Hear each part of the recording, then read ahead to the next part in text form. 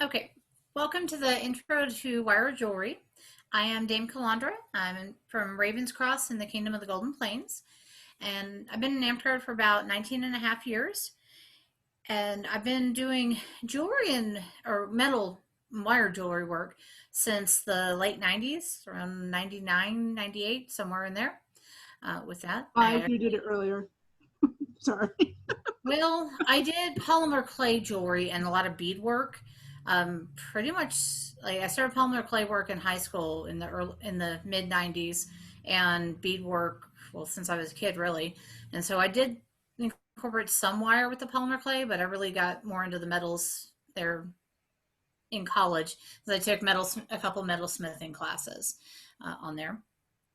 And some people have probably seen some of my work in places. I actually used to sell jewelry at events in the Midwest and Rising Winds and SEA for the Mid Realm Kingdom, the Midlands, uh, or Middle Kingdom, sorry, back in the early 2000s, mid 2000s in there. Anyways, we're going to go over some basics of wire jewelry and getting started with that. I want to talk a little bit first about materials and where to get them. I'm going to share a link in the chat. If you're a couple links actually, so or websites that you can go to. If you're wanting to work with precious metals such as sterling silver, riogrande.com is the best place to get wire that I found. They're gonna have some of the better rates because they fluctuate with the market because the price of silver can go up and down, same with gold. And so they will actually update their prices on their website frequently versus some of the other ones that kind of have a set price and then they may add something to it depending on how high the price has gone up, but they don't really go down. And so you're going to get a better deal there. Now, if you're wanting to use colored wires, such as colored copper or aluminum wires, Fire Mountain Gems is a good place to get it. Now, they do sell silver, but their prices are not good. I just did a comparison price on that, and for 5 feet of 20 gauge half hard sterling, it's their base price is like around $22 or so on Fire Mountain Gems, but it's for that same amount at Rio Grande, it's $8 something. They're about $1.15 a foot at the moment, and so that's why that's a better source. But Fire Mountain Gems does have assortable pricing, so if you're buying a lot of colored wires or also want to get some of your pliers from there or beads because it's a really good place for beads, then that's a good one to go to. But if you want more metalsmithing materials and your fine metals, then Rio Grande is good on there. And there's of course a lot of other sites out there. Those are just the ones that I like to use. When we're talking about wire, something that you have to look at, I use the term half hard. Wire comes in different hardness. You're generally going to find dead soft, half hard, and full hard. If you're going to be doing any sort of wire wrapping, of doing intensive wrapping around another piece of metal, you want something that's dead soft. If you're making something that needs to have a lot of rigidity to it and you're not going to try to bend the metal itself a whole lot, then full hard is what you want. I work a lot with half hard because I find it's a good balance between things that you can still be able to wrap a couple little loops around something or bend it a little bit, bend it some, but it's still going to hold up without having to do a whole lot of work or hardening with it. With that. Now, also the gauge of metal you're using also can make a difference on that because there is a difference on, if you have 22 gauge, which is kind of thin, but it's still usable with jewelry on its own, not just for wrapping. 22 gauge, depending on what I'm doing, I often will use full hard on it because it's still fairly malleable with that. Same with 24 gauge, but that's too thin to do jewelry components really. That's mostly going to be for wrapping. 20 gauge is pretty much like your universal all-purpose on things. So it 20 and 22 gauge are mostly what I work with. And 21 gauge you can find sometimes too, and that's a balance on there. 20 gauge will fit through a lot of beads, so you can still do elements where you add beads onto it. It will bend and shape, and you can use it with wire jigs and your pliers, which I'm going to demonstrate that here in a moment. It's not the greatest for just doing straight wrapping, but you can wrap loops around it, and we'll look at that. 18 gauge is another one that I will commonly use for jewelry if I'm making a center focal piece, or something that also that I plan to try to hammer a little bit to get more details on. 18 gauge is definitely not one that you want to wrap with for the most part. This is, I'm going to show this under the other camera in a moment. The main part of this is actually 16 gauge, and I did have to wrap some of the loops around right here and around some area, and that was very difficult to do. I highly do not recommend it, but sometimes depending on what you're doing, you really have to. So to recap though, 20 gauge and 22 gauge, those are a lot what you really want to work with jewelry. Now, if we're talking about different types of wires though, even the hardness on different types of wires will be different as well. So what I was referring to mostly works with sterling. Now, I recommend practicing with other wires. Copper is naturally a very soft wire, but you can get hard and half hard in copper also. And a lot of the colored wires that you can find at the craft stores and even at Walmart are actually coated copper. Now, there's a lot of them that are also coated aluminum. I do not recommend using aluminum for anything that you want to keep its shape.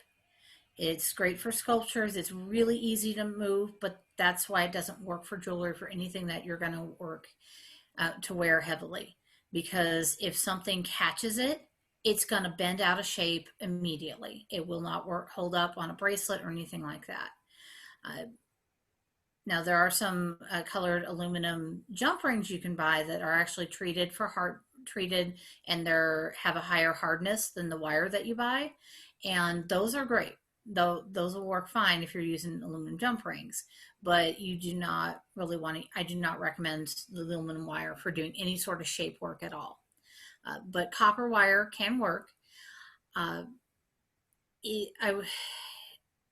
Depends on what you want to do with it, on what hardness you want to use. I'm going to demonstrate with some wires that are really, really dead soft, that if I was just making a large trefoil or a large clover, it's not going to hold up very well. But if I do a smaller one, it will hold up better. And so we'll show that in a moment on that. Gold wire is incredibly expensive. You're generally not going to work with pure gold wire, but there is something out there called gold filled wire, which is it's a thin layer of actual gold that's over usually a brass, but sometimes it may be over a different type of base wire. When you start going through the websites, you're going to see something referring to base metals, and that often is going to be things like brass and copper. Do not use stainless steel. Stainless steel will bite you, really. It will like spring back and hurt you. It is very, very difficult to work with. Finding cutters, one that can cut it, and it will takes a lot of strength to try to mold that into different shapes. So stay away from stainless steel.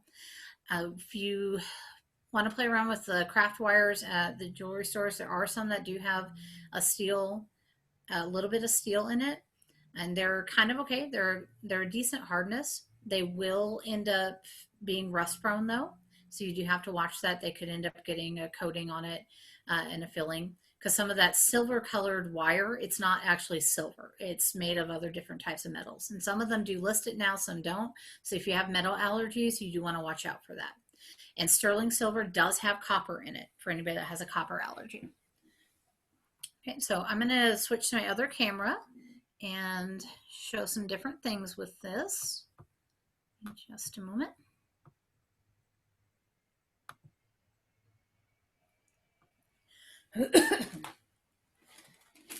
Different people have different preferences on their work surfaces. Some people like to work with a velvet pad down so that stuff doesn't slide.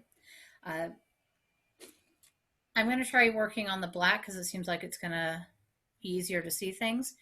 I do tend to like to work on trays like this, the little multi-compartment trays. You can usually find these pretty cheap at Walmart or Dollar Tree. Often will sell them. I actually got a pack for $6 at Walmart that had three of these, three bowls, three plates, and so I use those all for different different crafts and things. It's also good to have other little containers to put things in, especially ones that have seal tight lids or little Ziploc bags, because you want to be able to have things to put your components in because they will oxidize and change color if they're left out in the open, so you don't want that. Uh, Brass will do that too. And brass is another wire that you can commonly find, but you do have to watch out with allergies on that for a lot of people. So let's talk pliers. I know I gave a supply list, and there's all kinds of different pliers out there, and I know some people may not necessarily be familiar with that. And they come in all different sizes and shapes here. With jewelry, you want to make sure you have pliers that are smooth on the inside. You don't want anything that's got teeth because that's going to destroy your wire. If you're working with colored wire, I do recommend finding some of the nylon jawed pliers. That will help with trying to hold the wire and helps protect it from marring so that the color stays. You can also get tool dip or Plastidip actually, that you dip the pliers into. This is a really old coating, but this will help protect the wire. Another cheap way, the way we did it back in college before Plastidip was really a thing that was around in tool dip, was using masking tape and putting the masking tape over the pliers. Now for some pliers like these little ones that doesn't work very well, but these are pretty high quality jewelry ones that I have here. I don't know where I got them from because I've had them for about 15 years or so on there, but you can get these little sets. Watch out for some of the sets that you can find at Walmart with some of the darker pliers. They're not very good. They've got little rough spots on the end and they will destroy your wire. So what you want to be able to make sure you have is a pair of chain nose or looping pliers, just what these are. They're round and you can wrap things around. Now I may use different terminology than you may be used to because there are different names that you can use things for. So these two types of pliers, they're both smooth jaw, but you have the square on the end and then you have, these are kind of pointy a little bit.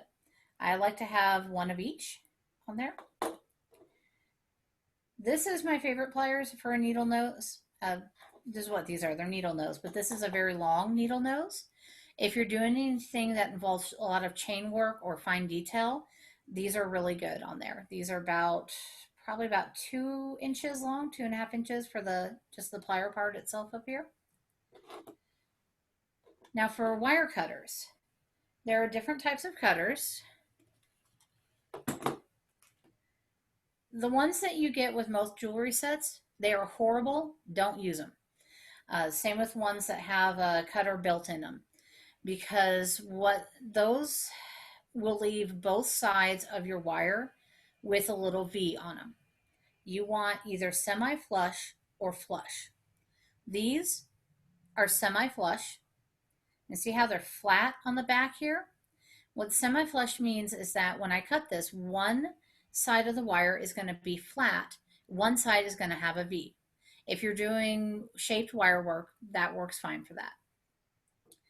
If you're wanting jump rings, generally you want to have both sides be flush on there. But having one side with a V is not so bad. You can file it off if you want to, or just leave it as it is. These are flush. Now, these don't work so well for cutting jump rings though, unfortunately, because they do twist the wire a little bit, so it's hard to get in to cut a jump ring. But they are pretty good, and a lot of them will cut pretty high gauge wire fairly easy. And you can find these easily at most craft stores for both of those. It's just usually if you buy a set of pliers, you're going to have to buy a set of cutters separate from them. Another thing that can be helpful because I'm mentioning jump rings, is getting a jeweler's saw. It's hard to see. There we go. Jeweler's saw comes in different sizes and shapes. If you're going to be cutting a lot of jump rings, I do recommend this. You can also buy the jump rings uh, like that. But so some other things that you can use for cutting. Okay, so the first thing that I wanted to show was the basic thing to start off with are eye pins. Eye pins are very diverse in what you can use them for. You can use them to join things. This entire little kind of bracelet thing that's in progress here is made with eye pins and jump rings. I sometimes will also use eye pins just blank as they are to hold parts of a necklace. Like I'll make several eye pins and join them with jump rings and then have a focal piece in the center. Now most people, when they're starting to try to make an eye pin, usually what they do is they just turn the wire and make a little loop. But then it leaves it kind of looking a little weird. So the trick for making an eye pin that looks like the professional ones that you can buy is right up towards the tip. I'm leaving, it's probably about a centimeter, a little bit less or so. I'm going to bend it just a little bit there. See how I have it just at that right angle. And then when you make your loop, where you put that on your pliers depends on your preference. Some people, if they really have a spot that they're going to use a lot, they may mark that on their pliers. Now, sometimes I have to rotate things. I can't do it in one motion because I have issues with my wrist. But I just bent that right up. So I took it from the angle and bent that up. And sometimes you have to play with things a little bit. This is dead soft wire. You can see how easily I can move this without any resistance at all. Dead soft for an eye pin is generally not recommended because it does move so easily. I like half hard or hard. So you have your little loop on top, and that little bit of the angle helps it to stay to where when you put a bead, it's going to center the eye. So demonstrate the cutting here.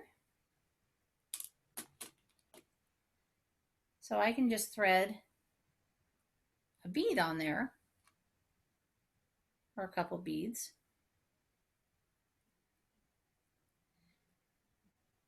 Now say, I have a little bit more wire than I want to have. So I'm going to cut some off, but I need to make sure I'm leaving room to be able to make my closure. So first what I'm going to do is make my bend as close to the bead as I can get it so that they're not sliding around a whole lot. And don't worry if it's like this going the same direction as your bottom loop, because you can twist the wire to change that direction. And I'm going to cut off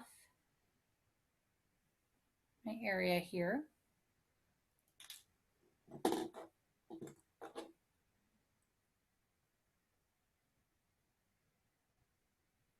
And then fold up the wire to make my loop on the other side. And I'm going to use my pliers to try to bend things in shape a little bit. But there, you have your first component to be able to use towards a bracelet or necklace. And I said you can play with the pliers and you can turn the direction of the loop. So I have this going here. I'm just going to turn it a little bit. So now it's going, well, my bead shifted, but it's going in a different direction than what it was. Sometimes I really like to have it pointing up. So I just moved it to where it's up. And I am going to turn the light on because it got darker in here. Okay, there we go.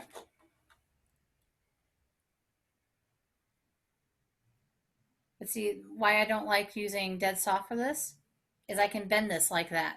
You don't want that to happen on your piece. If I'm using harder wire, and this is also a higher gauge, it's not as easy to do that. I mean, I can bend it a little bit, but I can't just move it around as easily as I could with this, where I can just do a full twist. So that does help. Now, if all you have is thin wire, you can harden a little bit by hammering it just a little bit, but it's not going to harden up a whole lot. So you want to watch that. Also, when you're using the thin wire and such, if you twist it too much, you can get it to snap off. So you want to watch that.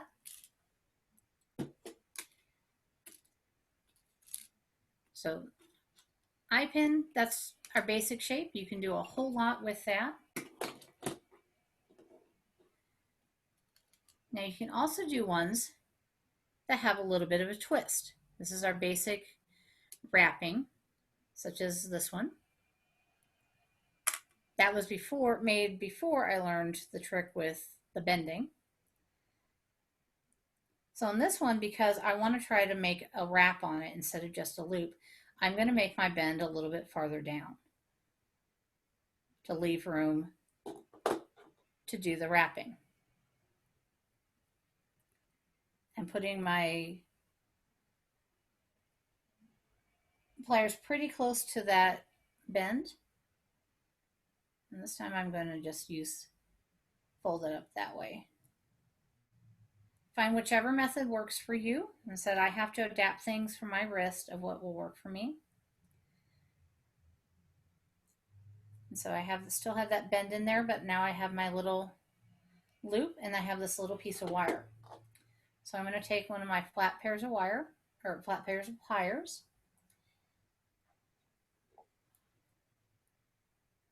Now this wire is soft enough that I could wrap it around without having to use another pair of pliers.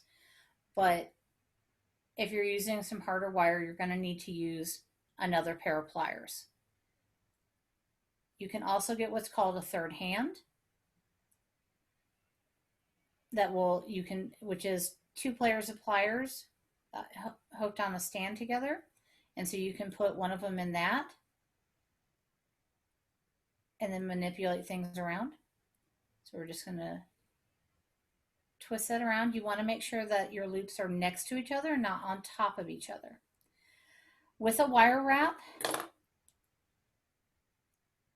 now sometimes I have to change my direction. With a wire wrap though, you want to have at least 2 loops fully next to each other to make a good end. You can also use a small vise to hold things if you need to. So when we get towards the end here,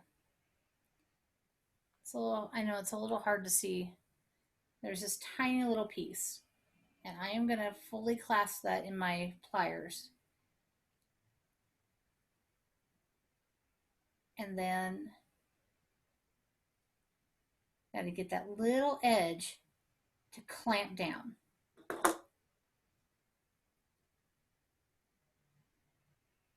So you have a little wrapped piece, a little loop. And that'll give a little bit more strength, especially with using a softer wire.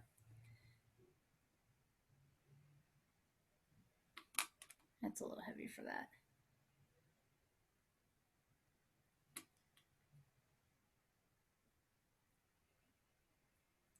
And you could do, 1 bead with a soft wire. 1 bead would be good, but I'm going to put a few more on here just to show.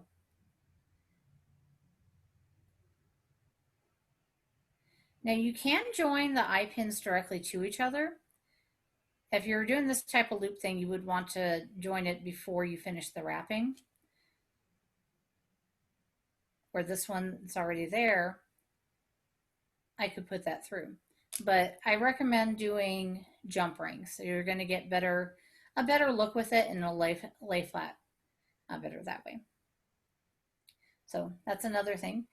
So doing the wire wrap like this for the end is a good way for making a clasp. You can make a bigger loop and then wire wrap the end there. So that'll be and make it where that's the part where you put the clasp into.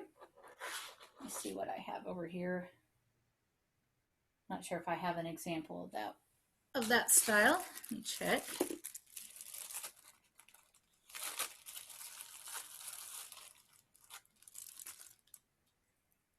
Yes, I do actually have one. Okay, because I also did that on this end with the clasp. It's wrapped. The wire's wrapped right there. But then on my other end, I just made a jump ring. So that's the next thing I want to show you is a clasp of how to make that. Now this method is also going to be similar to how you make an earring wire. For a clasp, do not use dead soft wire. Unless you're going to, even if you hammer it a lot, it still may be an issue. So I am going to use some half hard that I have. Okay. So I'm going to start with making my little loop on the end.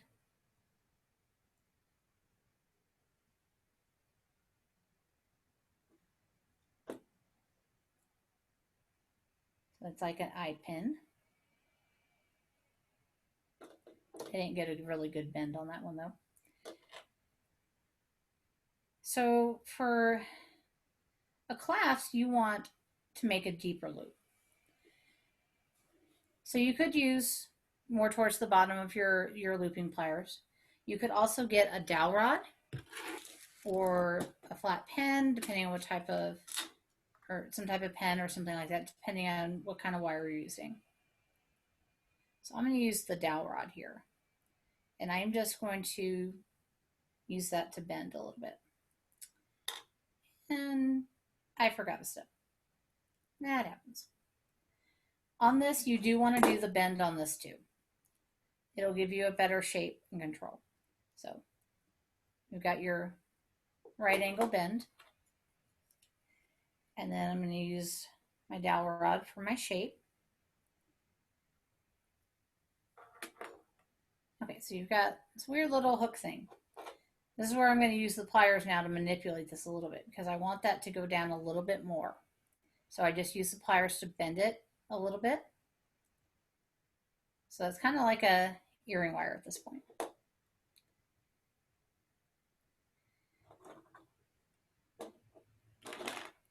Now your loop pliers, they do come in different sizes. You can get really tiny ones, which are great for doing this type of thing. Because one of the things that you want to do is make a tiny little loop on the end. This one you do not need to bend because you're just trying to make a little loop, make things a little bit fancy here. It also helps protect the end of the wire. And so that's a little open for a clasp. So I'm going to bend things down so where there's not a whole lot of opening in front of things.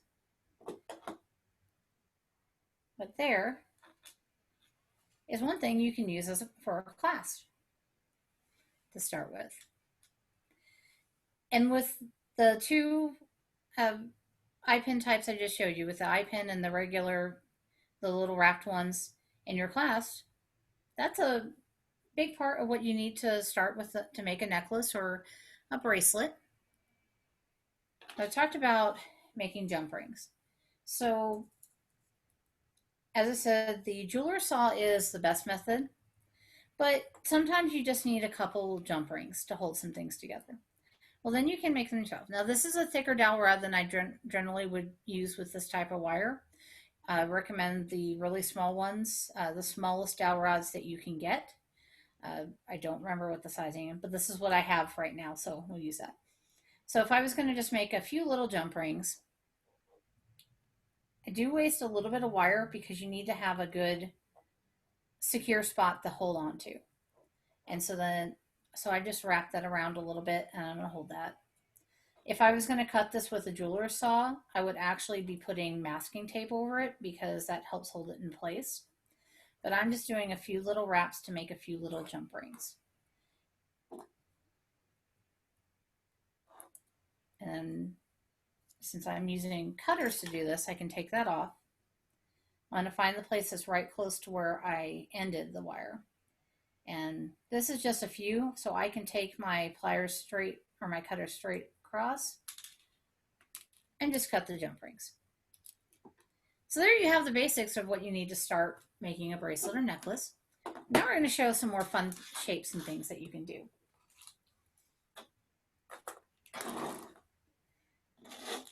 So here's an example that has a lot of different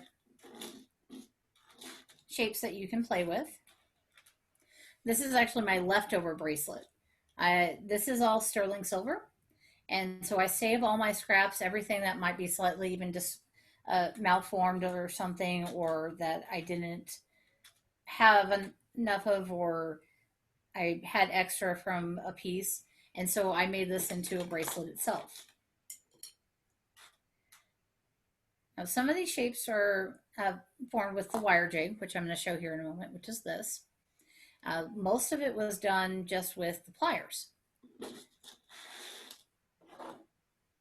So wire jigs, you may have seen these around. They're fairly easy to find.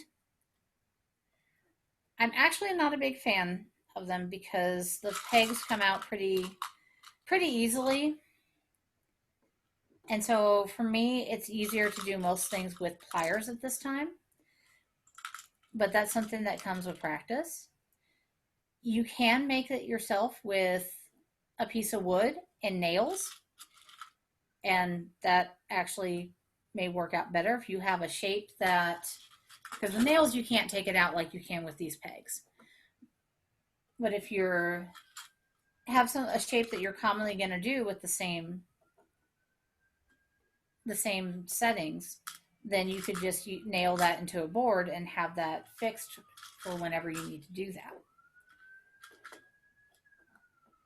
You can move these around to different positioning.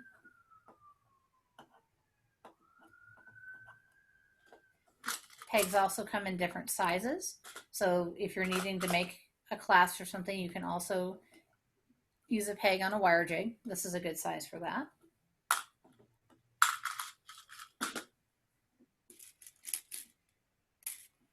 This is not something you want to do with full hard. Half hard or dead soft is what would be recommended for this.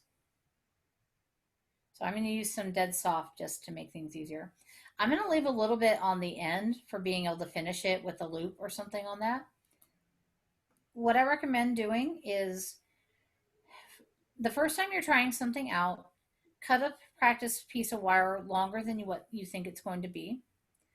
And use some scrap wire like copper. Don't try with your sterling silver. And practice to see where things are. And then once you have your final piece, mark where that is and then unbend it out and cut out your pieces. So cut each wire ahead of time. I put a piece of wire next to where I want to cut and then cut them so that they're uniform.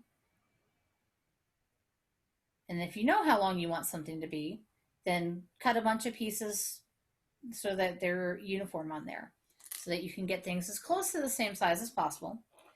Now, some people that don't like things that are asymmetrical, wire is not the best thing for you to do then, because you can get things close, but you're going to end up with things not quite completely symmetrical. That's part of the fun of wire. See how I'm holding this down and I'm just kind of manipulating this around here to make a little shape. You can do letters, you can make all kinds of different things with this. And this wire is so soft that I can just push it together. If I was using half hard or hard, I would need to have my pliers to move everything. And so what I'm going to do with this is I am going to make my bend and then make a little loop so that I have something to join things to. And then take the pliers to try to manipulate that a little bit. Same with on this end here. So I was able to just move that up there.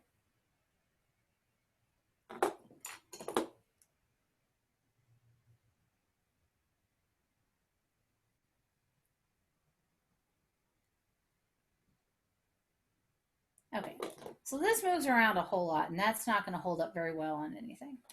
So something else that you can do, you can get a little steel block or a little anvil, and you can hammer things. Now hammering it is going to flatten it. I recommend using a ball peen hammer or a chasing hammer or planishing. Those types of things will work. And I'm just going to hammer this. Now this will harden it.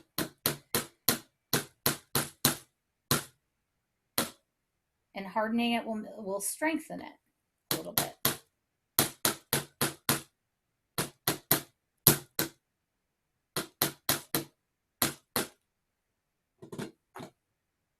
So you can still manipulate it a little bit, but you can see how it's not as manipulatable.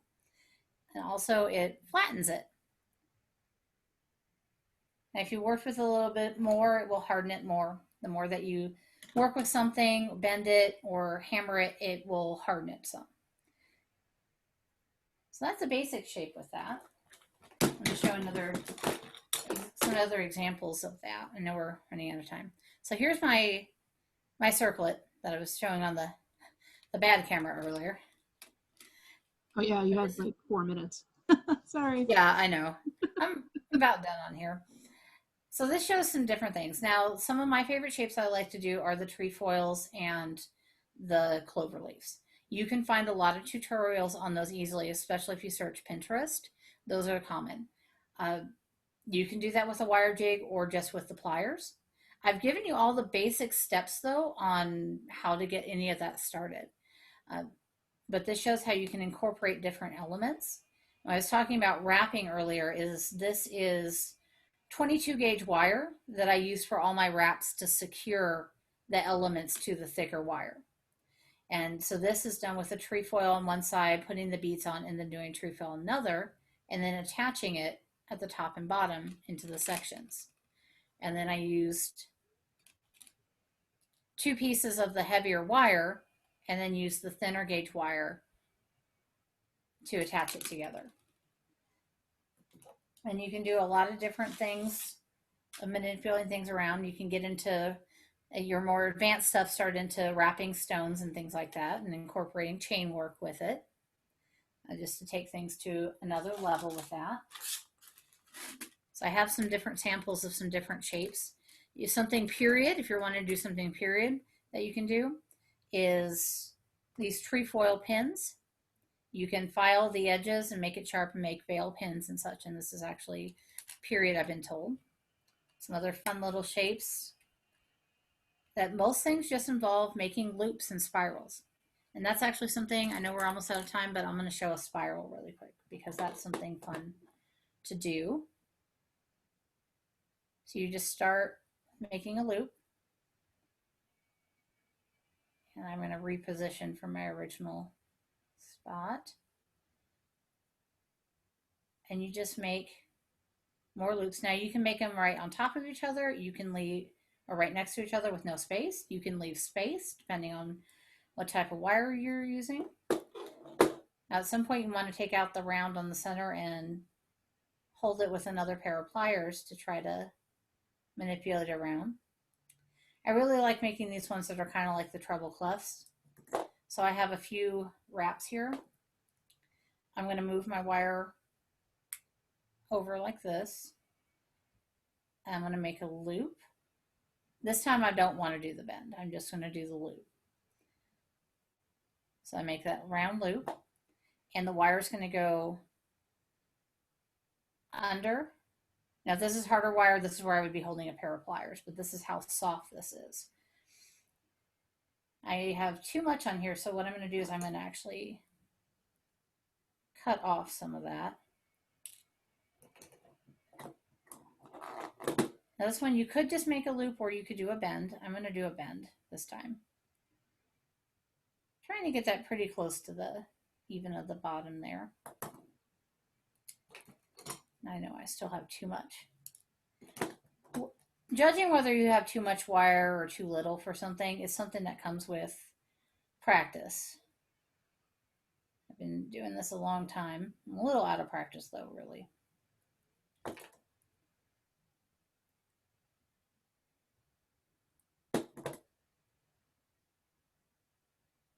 That just needs a little bit of shifting there.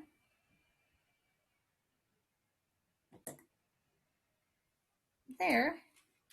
It's a little fun shape, and you can see with different sizes how you can do things. But just little things that you can manipulate around and play around with. So the hammering will give some different effects, and using different gauges of wire will help. As I mentioned, using some heavier wire to make a focal point. So this one's a lot thicker than these, and this will work better on the center of a necklace than using the 22 gauge wire. Okay, so I know we're about out of time. So do we have any questions?